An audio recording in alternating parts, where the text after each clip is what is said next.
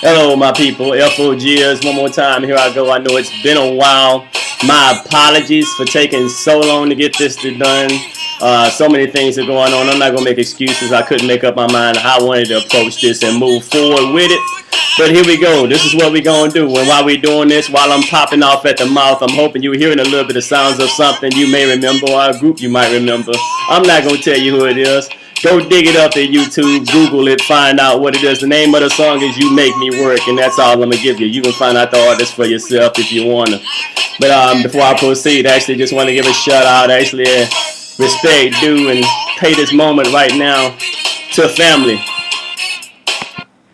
Dedicated to the memory of my sister, my dear beautiful sister, and my uncle, Mady Olaf Lenoy and Herman Vance.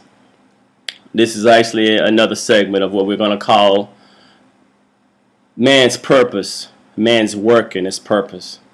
So what is purpose?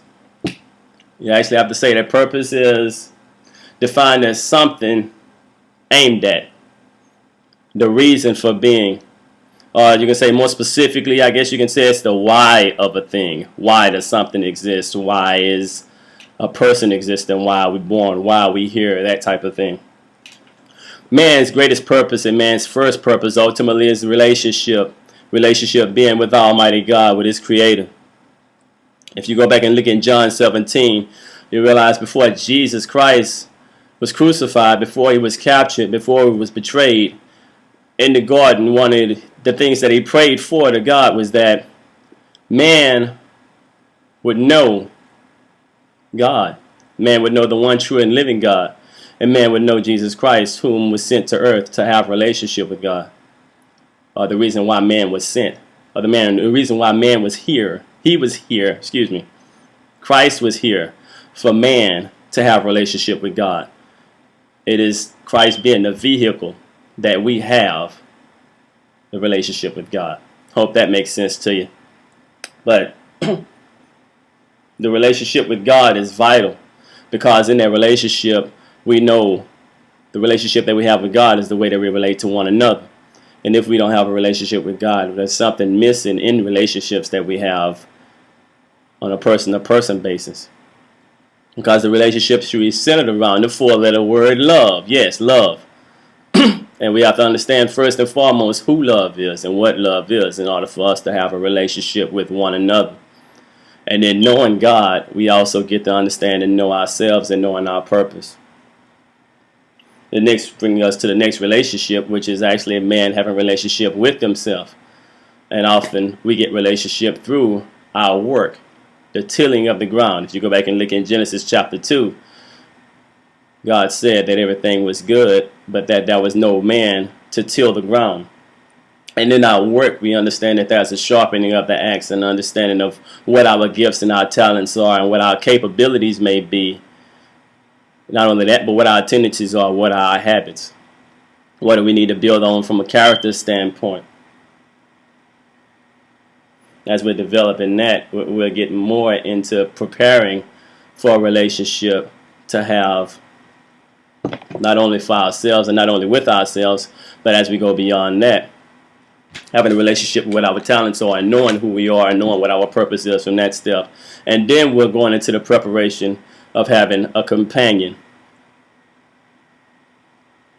Because we're not ready for a companion in our honesty until we know really who we are and which direction we're going in, brothers, fellas. That is where we make a mistake at, because of the fact that we don't really understand who we are. And I know some of us haven't been taught that. Most of us haven't been taught that. I haven't been taught that. And I have the bumps and bruises and the scars to prove that. And in some ways still kind of making some of those bumps and bruises and growing from them, by the grace of God. He's continuing to make me in my relationship because of the fact that I chose one who is tailor-made for me. But at the same time, I didn't understand it and didn't know much about who I was, and still coming to know who I am. By the way, shouts out to the beautiful, lovely, voluptuous Lady Danielle Flanoy, the apple of my eye, the cream on my Sunday, and beyond, and beyond, and beyond.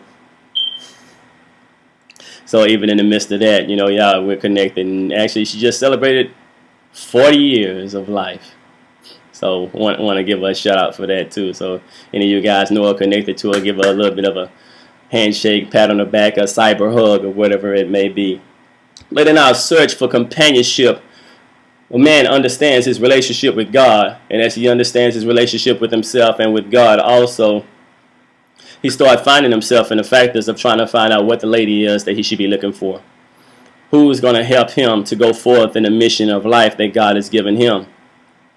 And as he does that, he gets that much more closer to his purpose. When he finds that woman who has those things that he needs to help him create the puzzle or help complete the puzzle, so to speak, he will see that. But what happens is we make a mistake because we often choose the ones that we see and that satisfies our carnal nature or satisfies our appetites from a lustful standpoint, and not just the sexual thing, but so many other things that we need our egos fed in certain ways. Yeah, and in some ways a woman is divinely prepared or divinely equipped to feed a man's ego, but there has to be a sense of a balance there, a sense of completion there. And when it's not, you run the risk of perverting it. You run the risk of making a mess and making a bigger hole for yourself because you don't want to get too high to the point to where you think you're all of that, or I would think that I'm all that and there's nothing evil in me or nothing unholy in me, or that everything is good and everything is groovy and I can walk the straight line. So what happens there, if we don't find that one and we choose one that is outside of the connection between our spirit man, what God has called us to be, whom God has called us to be, and how he's equipped us to be, we run the risk of having something on a shaky foundation. The relationship on a shaky foundation. And the relationship, if the relationship is on a shaky foundation, we run the risk of anything else that may come in that can be possibly equal to that or similar to that. Say another individual, another young lady that may kind of satisfy those appetites, because if the foundation is shaky, it's always going to be a threat somewhere in there because of the fact that the foundation isn't solid enough or strong enough to keep the bond locked. So I hope you guys enjoyed that. And on that note, we're going to leave it there.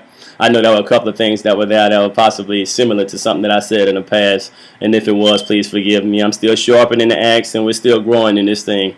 But hopefully we can move forward with the next segment next week. Until God's blessings be with you and may his presence be your joy.